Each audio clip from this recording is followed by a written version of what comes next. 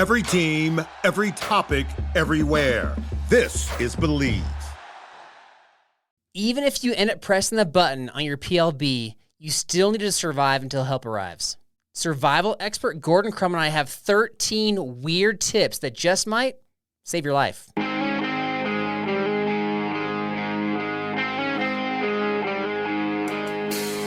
Welcome to the Backpacking Blisters podcast. We are tips and tales with a sense of humor. This episode is brought to you by Light Equipment, makers of the best quilt that'll help you survive the backcountry. Lighten your load at lightenequipment.com.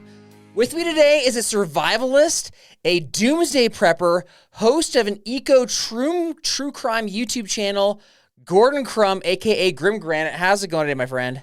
It is going well, Carl. Thanks for having me. Always a pleasure to be on the pod and just hang out. Yeah, it's my honor, man.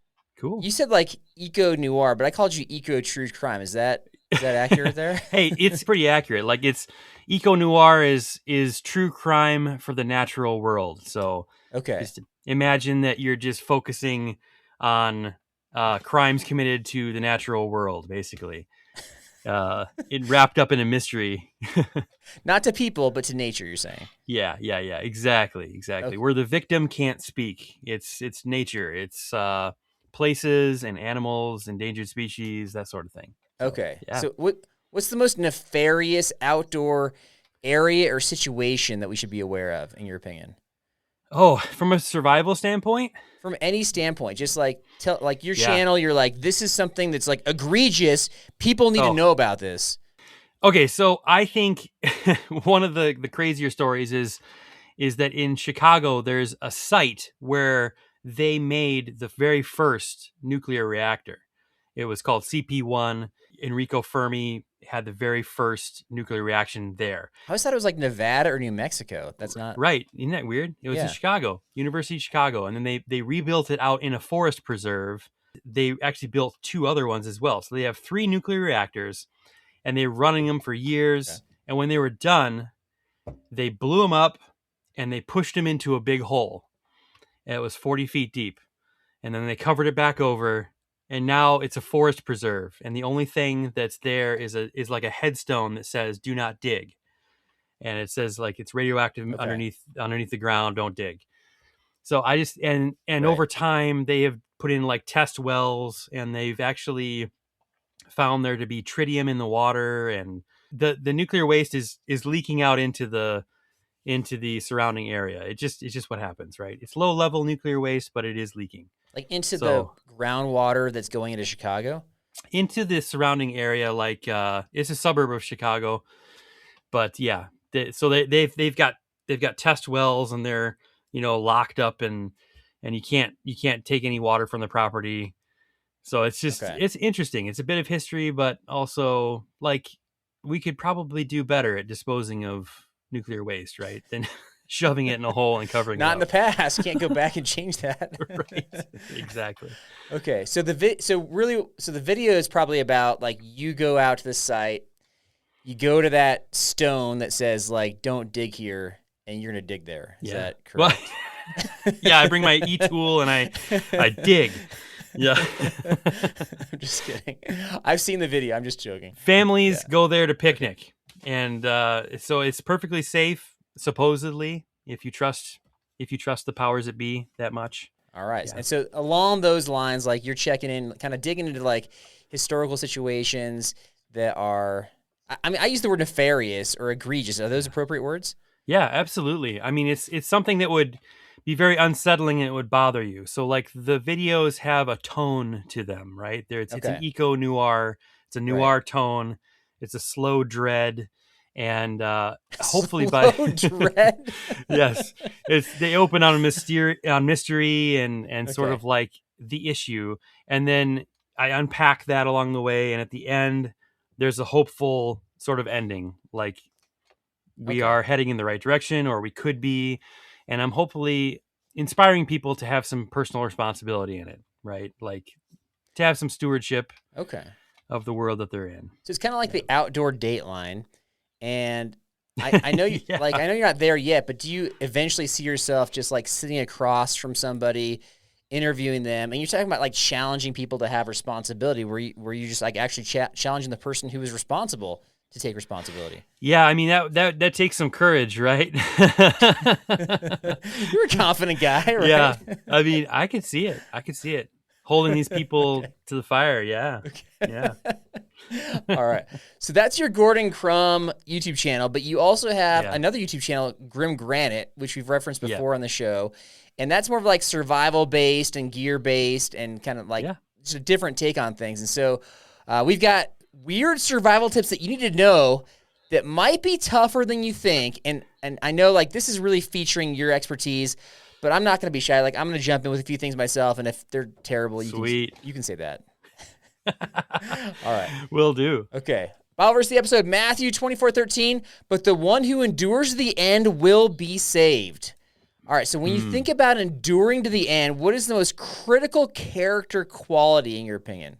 I think it would be humility, because based off of that is you can get a lot of other character traits. You know, if you are humble and seeking wisdom, then you're going to add to your wisdom yourself and hopefully be able to discern things better. And I don't know. I think it's just a good way to live life is to not feel like you've got it all figured out. Yeah, and the people that do have it all figured out, like I typically don't want to hang out with those folks. Like that, those aren't super fun folks to hang out with anyway.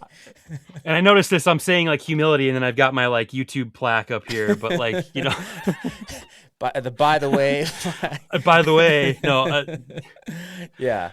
All right, so I thought about this question too, and mine was like sense of calm in the face of chaos. Ooh, because I feel like if you are like kind of a panicky kind of person, I feel like nothing's. I mean, it's gonna be really hard to get anything done, right? Oh my goodness, yeah, it's true.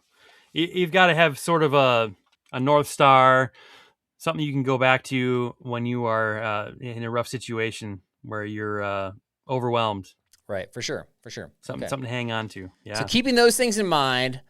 All right, let's jump in, man. So you said you had a bunch of these, so we'll see how many we get to. All right, so what is your first weird survival tip that every hiker should know? What do you got? I don't know if anybody knows this. Maybe some people know this, but Doritos are an excellent fire starter. Oh, I always heard Fritos.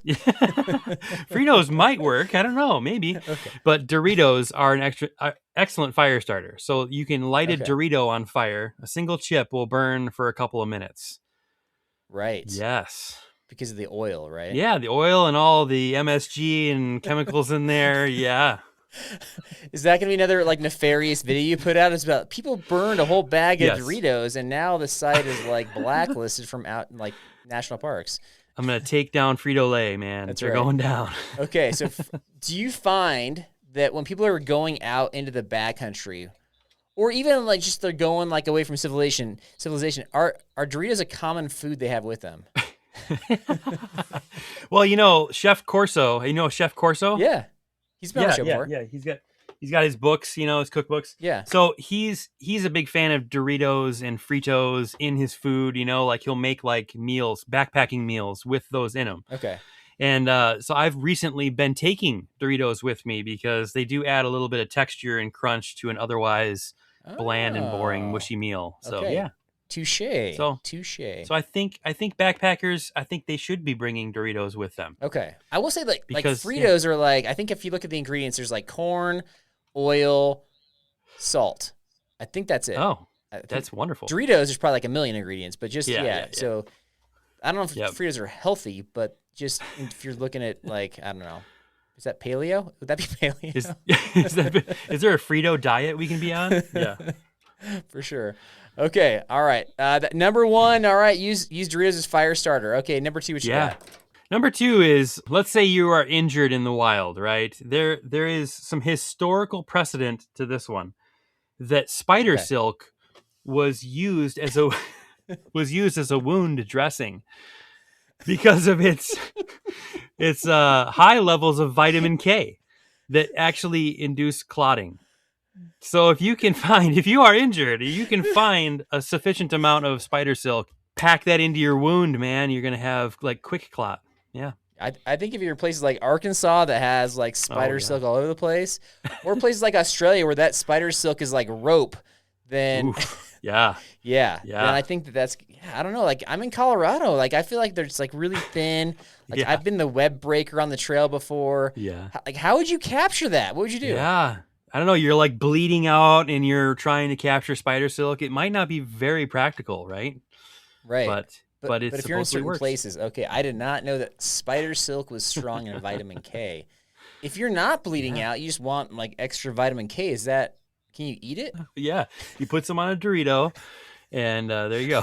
It's extra flammable. Yeah. Okay. I'm gonna throw my first one at you here. And I don't know if this is on your list, but this one is inspired by one from a video that you did a while ago. And this is a skill that I think would be helpful if you're stuck somewhere. So I think you should be able to use a battery and a chewing gum wrapper to start a fire. Absolutely. Like you use steel wool in your example, and you're like, you should always like, this could be like an emergency like item is just to have steel wool because of like it's very fibrous and stuff. But if you just take like I think it's just like a AA battery, and you like twist wrapper so that you have like fat side on top, fat side on the bottom, but it's like very thin in the middle. It'll actually like burn in the middle, and then you got to be ready with your tinder, right? It's true. And I mean, the science behind that is that you're creating a short circuit in the battery with the gum wrapper that hopefully has foil on it. So if you're using a gum wrapper that's just paper, then you're gonna perish.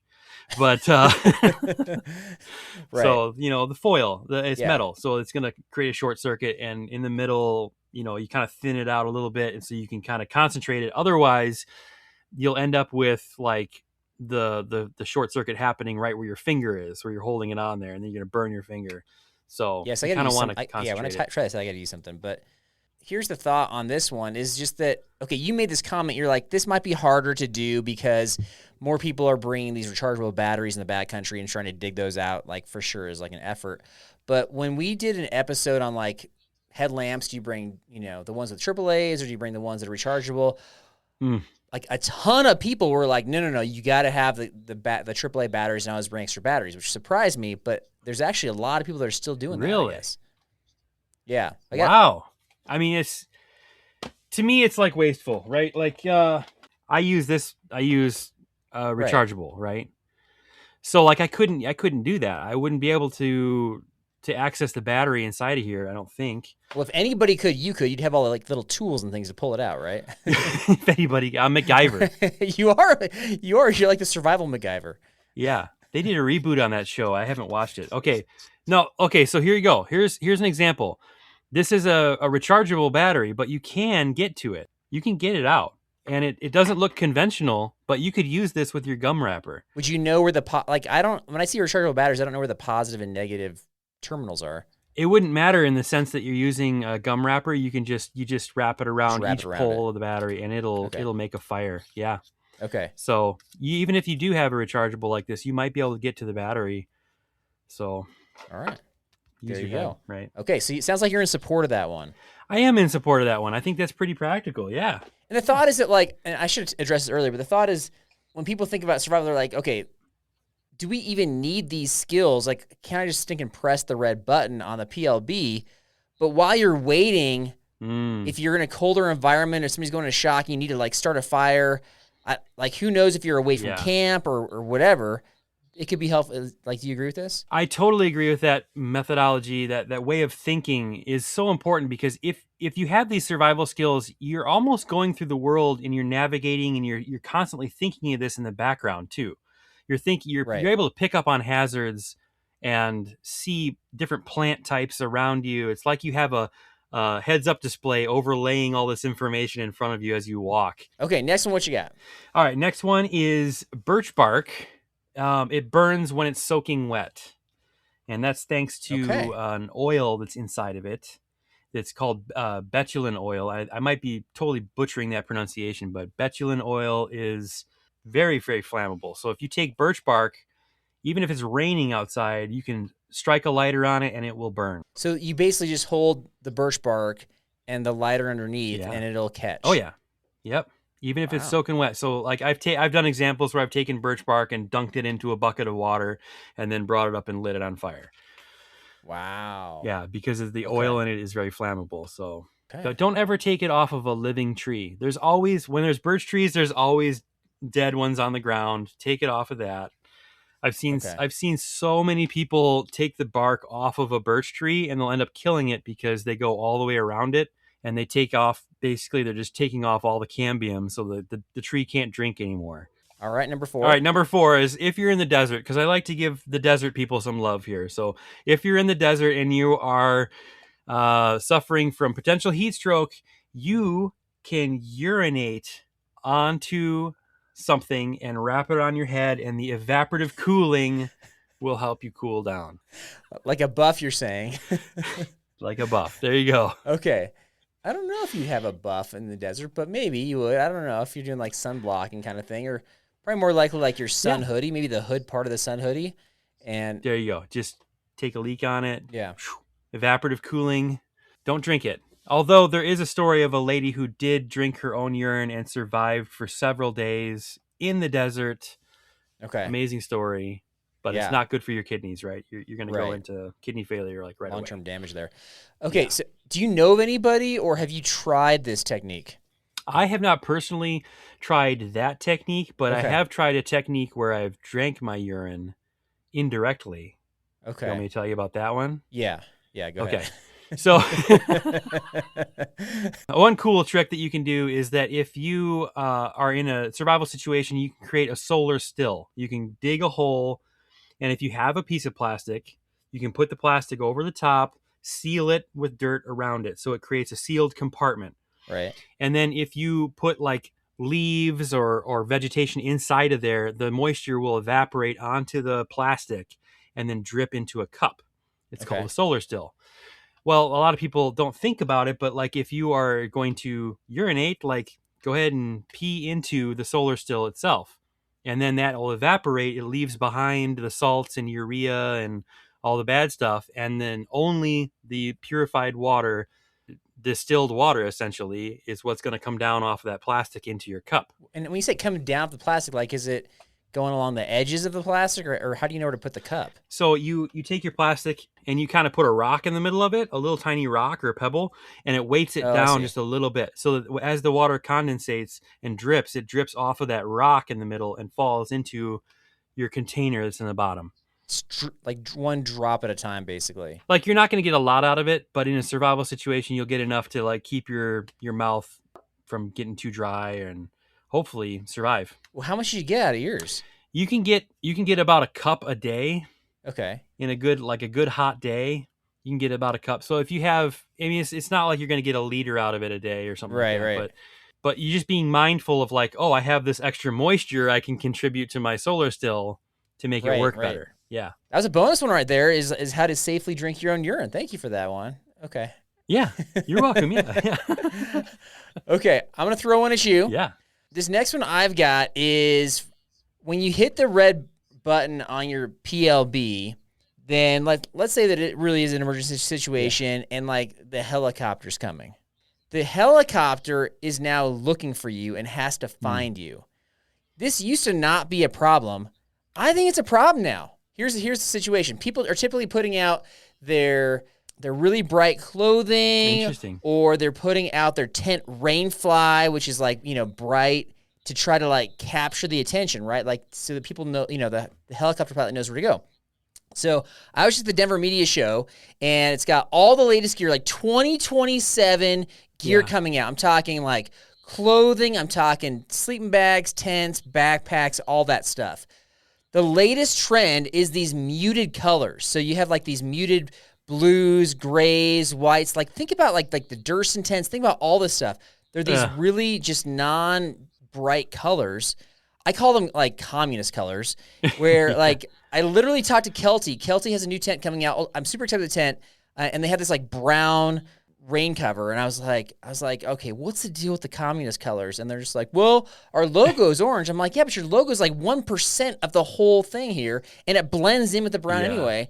And so I think that like in the coming years, this will be harder. So you got to figure out skills to do this, right? Whether it's like spelling out words in rocks, or whether it's like buying bright, I don't know, like 100%, man. Yeah. Yeah, absolutely. So this goes back to like old Boy Scout manuals and like scouting books and stuff like that, is that you have methods to make ground signals. You use high contrast. That's your best tool that you have is contrast. Right. So think about like if you're in the snow, anything dark, you can lay out SOS or an arrow or something that'll catch someone's eye, right? Right. Because there's not a lot of straight lines in nature.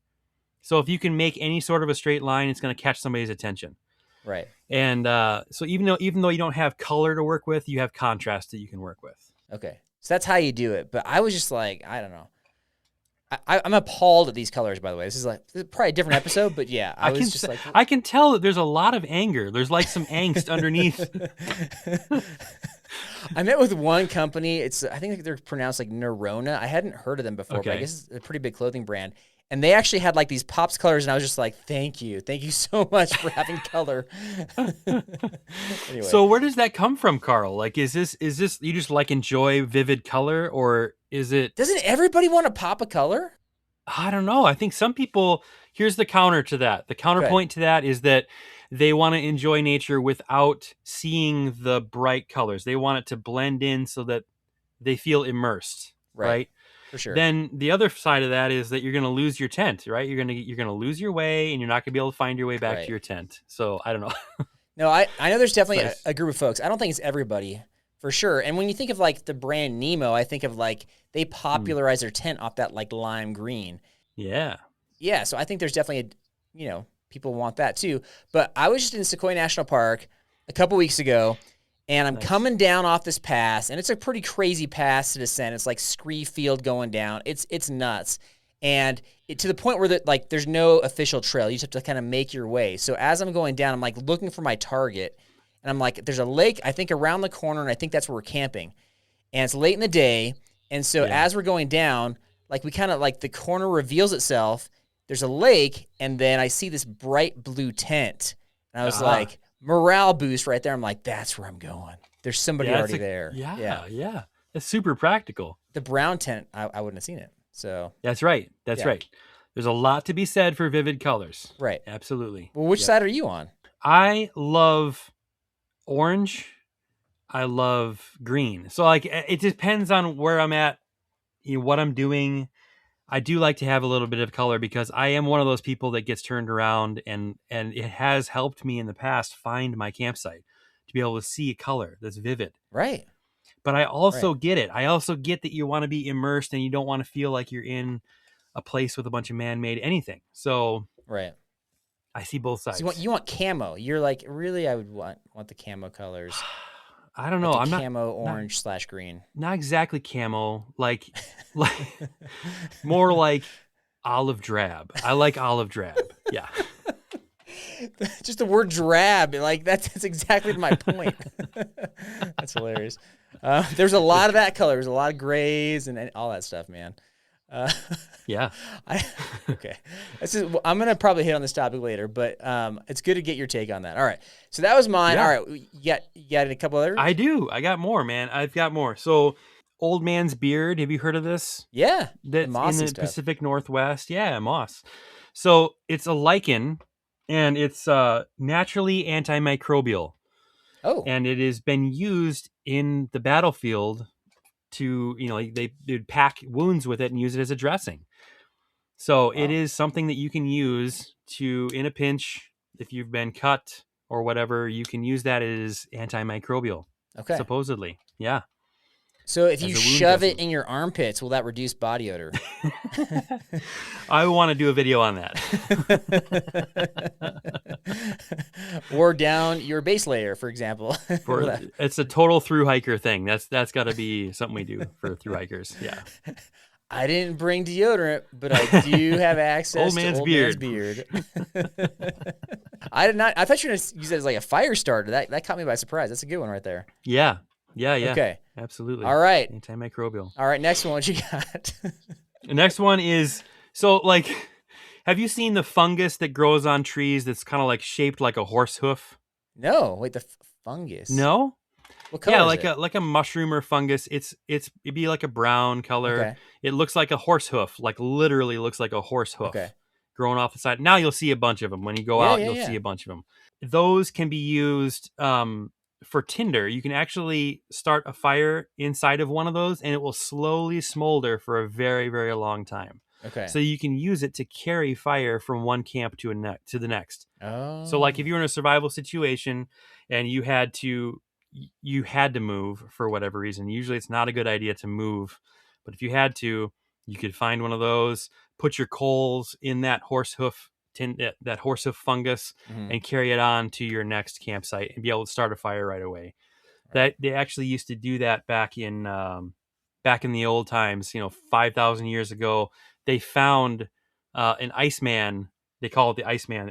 Otzi, the Iceman, was found with horsehoof fungus, and it was carrying coals. Not still burning, but that's what he was using to. Okay. You got me thinking on this one. Okay, so you mentioned, like, it's pretty common practice, survival situation, you want to stay put, wait for people to come to you. How long do you wait before you're like, all right, I got to get myself out of here? What's your time frame on this, would you say? I feel like it's got to be a medical reason. Okay. Like if you're traveling with somebody and they're hurt and you need to go rescue, you need to go find someone to help them. On the extreme, though, so like there's a guy last year, his name's Ron Daly. So he's in the Sierras. He's like a hunter. He goes driving up into the mountains. I think it was in October. I don't know if he made a wrong turn or something happened where he just like he's on this dirt road. And then as a lot of these survival stories happen, there's a freak snowstorm, right? So it comes in, it dumps 2 feet of snow on him. And so he can't get out. I think he went onto some like rocky road and like destroyed his truck. And so he's got his truck as a shelter, but he can't physically get out. So he's smart enough. He's rationing whatever food he has with him, which isn't a lot. And then he just waits it out. So he's like, I'm going to wait for search and rescue. And they launch like a pretty massive search and rescue operation, but they don't find him. And Oh. So at that point, right, like they're not finding him, and he's just sitting in his truck. He's like melting the snow around him for water. He's surviving, but he's not going to be able to survive forever. So I was thinking, like, well, how long would I have waited? I probably would have waited a few days. Yeah. He waited 20 days. Yeah. He was in his truck for 20 days. Yeah. 20 days. Finally, he's just like, I'm going to try to make my way down the mountain. And then, like, he comes across some people that are hunting, and they like, discover him, and they get him out. So he self-rescues after 20 days. But, like, first step, he was correct, like, stay put. But, like, how long would you have waited? 21 days. 21. 1 day longer. I could have survived. No, I mean, it complicates the efforts of the search and rescue teams when you move. It complicates it so much. So they're working off of whatever information that they have from where you were last to try to find you. And so if you keep moving, it's going to make it so much harder for them. You do your best to stay put. Right. Do your best to self-rescue when you have to, when you feel like it's medically necessary, but leave behind. I don't know, man. He's on a road though. Like he's on a road. Like really, I'm gonna go 3 days after you burn through your Doritos. Well, because I feel like you hear about the search and rescue. Like at some point it diminishes, and at some point it gets called off. Right. Right. So like I don't know at what point they're just gonna like be like, yeah, I guess we can't. That's find right. him. Absolutely. There's probably a curve. He's probably where, dead. You have less and less people looking for you, and then your situation is becoming more and more dire. Right. So trying to optimize for when to leave and go on your own. It's a hard decision to make for sure. All right, I don't think we solved that one, but so willow bark contains salicin. So it's the compound that aspirin came from. So you can actually chew or steep willow bark in water and then drink it or just chew on it, and you'll get the benefits of a pain reliever. Wow. Okay. I feel like I've learned a lot of vocabulary words from you. It's just like all these different chemicals and like natural ingredients from trees and things. This is amazing. All right. So pain reliever, if you run out of most people have that in the first aid kits. They've got like Advil, Tylenol, whatever. But if you run out, there you go. Right. Yeah. You just chew on a willow tree. All right. You're good to go. Okay. You got one more. I got one more. So it's time for our Summit Answer. This is the best survival tip that you need to know, brought to you by Summit Something. If you're headed to the summit of a mountain, stop bringing that trashy cardboard sign. I brought a stack of Summit Flags Yosemite for Half Dome. Everyone loved them. We took a bunch of pictures with them, and others wanted to use them when we were up there. These flags were truly a hit, and one is now on my daughter's wall at home. These are keepsakes and won't end up in the garbage can. Check out Summit Something's flags at summitsomething.com. If you're looking for a sign, this is it. All right, so here's my last one. I've got this one I feel like is Captain Obvious, but enough people are not doing it. Leave a detailed itinerary with somebody who will notice if you're not back in time. Not just like anybody, but somebody's actually going to notice you're not back in time. So that guy I mentioned before, Ron Daly, did not do that. And then I've got a buddy who his wife is more comfortable with him going with me on trips than another buddy he has because his other buddy is kind of willy-nilly, no itinerary. Yeah. Oh, wow. Interesting. So, yeah. What do you think of that one? Okay, 100%. I'm like such an evangelist for this, is that you should definitely leave an itinerary, but you should also leave your plan B location. So like if you were, if you're going fishing at a certain spot and you think that you might get, you might need to go somewhere else, put that other place on the itinerary, because there's been so many survival situations where people have left an itinerary, but they changed their mind and they broke away from the plan and they ended up in a place that people were not looking for them. Interesting. So, okay, so if you're going on a hard backpacking trip, you're like, we're going to make it to this lake by night 1, night 2, whatever. But if we don't, plan B, we're going to go over here at this trail junction.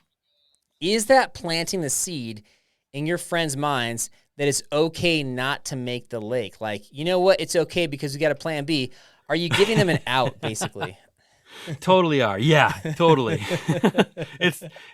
You're moving the mental carrot backwards. Yeah, totally. Okay. I've got some pretty tough guys to go with me, so I'm not too concerned about that, but I just didn't know if that was like where you have kind of just, I don't know, especially if it's like teenagers or something that you're like, they're complaining along the way. Anyway. Okay. All right. That was my summit answer. What's yours? My summit answer is honeybees rarely travel more than a few miles from water. If you are aware of your surroundings and you see honeybees on flowers, pay attention to where they leave and head towards, because they're probably heading back to their hive, and their hive is going to be near water. So, yeah. So if you are looking for a water follow source, the bees. Follow the bees. Yes. All right. So then you'd want to look at for some sort of like, if you can't keep up, or you lose them in the trees or whatever, you want to look for like a depression in the ground or kind of pay attention to topography. The geography. Topography of the area. Yeah. Because if you're in need of water, pay attention to your surroundings. Look for animal tracks. They're probably going to lead you to water. Look for swales in the ground. It's probably going to lead you to water. Gordon, I'd like to give you an A+ for your answers, man. Like, you got stuff that I have not heard of before. Wow. And sometimes you're sharing things I thought I knew and then I didn't. Like, really well done, my friend. Well, cool. Yeah. Thanks, man. All right. Appreciate it. I hope you never have to use it. I hope so too. And if you do, hopefully we save some lives today. Probably more likely Gordon saved some lives today. But yeah. All right. So there you go. We got how many was that? Is that like between the two of us we had like 12, 13, something like that? I think so. Okay. Yeah. All right. There you go. Yeah. Okay, I'm gonna put Gordon through the lightning round coming up right after this. The lightning round is brought to you by Magnet Designs, handmade to order in Bend, Oregon. Magnet Designs gives you the most vetted backpacking products with the smallest environmental footprint. Through hiker design, tested, built, and owned. Check out the Alpha 90 hoodie using Polartec Alpha Direct fabric. It's ultralight, compressible, hydrophobic, breathable, quick drying in just 4.5 ounces, and it's coming on my next Wind River Range adventure. Google Magnet Designs for the best backpacking gear. All right, my friend, you said you've done the lightning round, and so I'm up my game here. So you got 1 minute to answer as many questions as you can. The timer starts after I ask the first question. Are you ready? I am ready. Okay. I think Justin Outdoors has the lead still with like 13. So wow. Yeah. It's he's locked in here, but I don't know. I got some pretty hard ones here. A backpacking or survival essential a lot of people don't have in their go bag. Ooh, that's a power bank. The best thing about Wisconsin. The best thing about Wisconsin is Wisconsin Dells. It's beautiful. It doesn't look like Wisconsin. The scariest apocalypse scenario. Oh, I think an EMP. Your favorite brand of shoe. Hoka. Something you find boring. Oh, man. Cities. The last TV show you watched. TV show I watched. ER. A place you want to investigate. Oh, man. Devil's Hole in Nevada. A YouTuber you want to camp with. Carl Mandrioli. Yeah! Yeah. Your worst injury. I fractured my knee. Okay, and time. All right, so you got above average, man. Well done. I think you got 9 there. Average is like 7 to 8. Well done. Well, that's tough. Yeah. That's tough. I'm sweating. Yeah. Okay, wait, when did you fracture your knee? Oh, I fell off of a ladder. I was welding on a tank, and I fell off of a ladder and onto my knee. Okay, that's got to be crazy recovery time. Leg was sideways. Oh, it was horrible. It was a very long surgery to repair my knee, and yeah, it was a long recovery. I had to learn how to walk again. Yeah, it was. Oh my goodness. Yeah, Okay. rough stuff, man. I'm so sorry. That's crazy. I mean, it looks like you're thriving now, so that part's good, right? I'm doing the very best I can with the knees that I've been given. Yes. Okay. Well said. All right. So you said something in Nevada, devil something in Nevada. What's that? Yeah. Devil's Hole in Nevada is a very mysterious hole in the ground. And it's a pond, essentially. It's a very small pond. Okay. They don't know how deep it is. They've sent divers down hundreds of feet. They can't find the bottom of it. Okay. It will actually have waves when there are earthquakes and tsunamis anywhere in the world. There's waves inside that pit. It's very weird. Wait, anywhere in the world? So like a Japan earthquake happens and there's Bahamas, yes. What? There's literally waves, like 2 to 3 foot waves inside of the hole. It's like very how do weird. they know that? Are they like they have a camera on it or something? They do have cameras on it because it is also the home of the world's rarest fish, the Devil's Hole pupfish. It's a little tiny fish, and there's about 200 of them in there. They've been there for thousands of years, and they're extremely protected. There's a fence around it, cameras. When you say you want to investigate it, like what do you want to do? Obviously, they've already done the diving thing. Do you want to like start dropping things down there, or what do you want? They will not let me do that. No, I think I just want to go there and tell the story from my perspective, because there's been people that have done it from their perspectives, but I just really want to go there. It's fascinating. What's your theory on it?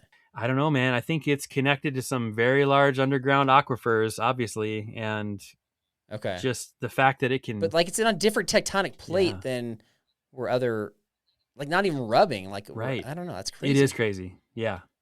Okay. It's one of those weird things. Yeah. And you think that scariest apocalypse scenario is when, like, basically, like, if we had a massive EMP, all electronics are just shut down. Yeah, that's a scary situation, for like, sure. Worse than zombies, you're saying? Oh man, I don't mind zombies. The idea of zombies, I can take care of zombies. We've done a podcast on that before. We talked about the vegetarian zombies. Yes, that's right. We've got a plan. That's right. Okay. All right. So what's so scary about, like, what's the biggest issue with an EMP, you think? Like, what is going to challenge folks the most? I think just basically living. They're so tied to the grid and to their electronics and everything that it's going to be an incredible shock, a detox period for people. And I don't think that they're prepared basically for that. Yeah. Would an EMP like ruin solar panels? Probably. I don't think it would not ruin a solar panel, but it would ruin the sensitive electronics that allow you to use a solar panel. Okay. Yeah. So it really would knock everything out. Yeah. Yeah. All right. Interesting. I have to think on that one for a little bit. Okay. Something you find boring with cities. Dude, I'm not a city person. Actually, I'm more like anxious around. I'm like the opposite. I'm like anxiety. Like I'm going to get a parking ticket. Like 100% chance I'm getting a parking ticket in the city. There's a lot of anxiety there. I like going there with a purpose, but like just going there to be there. I don't love being in big cities. So yeah. So on a road trip, I'm like happy to cruise right through and hit like a gas station at the outer edge or something. So, okay. There you go. All right. Well, thanks for playing along. Well done. I got a couple tidbits here. We got 2 new Patreon supporters, which is a blessing. Thank you so much to Kaysen from Georgia. He lives in Washington now and backpacks around Mount St. Helens, which is a crazy trail, Mount Hood, Mount Adams, and he wants us to do a gear loadout episode for optimizing gear choices. So we haven't done one of these in a while. Have you done I know you're more like survival, but have you done a backpacking gear loadout episode before? I have, yes. Really? Okay. I have done a couple of them, actually. Okay. If you go back in the archive, they're there. One of my favorite ones is I did, I think it was an 8.5 pound loadout. 8? Okay, like base weight? Yeah, base weight. All right. And, did you do the thing where it's like all your gear's laid out in like a tarp or grass or something, and it's like you're looking down upon it picture? No, I didn't, because I didn't want to give it away from the beginning. So I wanted to pull people through the story as I'm unpacking it. So well done. All right. Yeah, definitely. Prediction that did really well. I think it did. Yeah. It was I think it was my backpack weighs less than your cat or something like that. It was How much do cats typically weigh? Like an overweight cat. I know, exactly. Right. It begs the question, what are you feeding your cat? That's such a good title. Oh my gosh. That's hilarious. Thank you. I'm going to look that one up. Okay. All right. So thank you to Kaysen. And then Kelly from Mississippi has done some of the Appalachian Trail, has done Mineral King, which is like a trail in Sequoia I just got back from, actually, but is finding it hard to dial in his crew. And so I think he's going to come on like Patreon trips where actually a lot of people have dialed in their crew. And he, kind of side note, he planted 2 churches in inner city Baltimore, which is crazy to me, because that's in my mind, that's a super dangerous place, and it's a city, so kind of double bad right there. Have you ever done inner city work for the church or otherwise? Back in the day, I did something with Convoy of Hope, and so we did like a food drive for Convoy of Hope. Right. Our church does we assemble peanut butter and jelly sandwiches for people that are in need of that, homeless folks and whatnot. So right. My sort of role has always been the tech person and sort of the person that helps with audio and video and stuff like that. So usually my work is in the church if I am doing something. So gotcha, the behind the scenes stuff. All right. Well, thank you for your work in the church. And thank you to Kelly and Kaysen for supporting us and believing in us. We got a lot of stuff on Patreon, bonus episodes, ad-free episodes. We got the Patreon trips, archive episodes. Just, it keeps our show going. So thank you so much. Please subscribe if you want to go backpacking and live. Thanks to Gordon. And remember, folks, don't panic unless you see at least one grizzly stalking you. That's the bare minimum. Have a good week and God bless.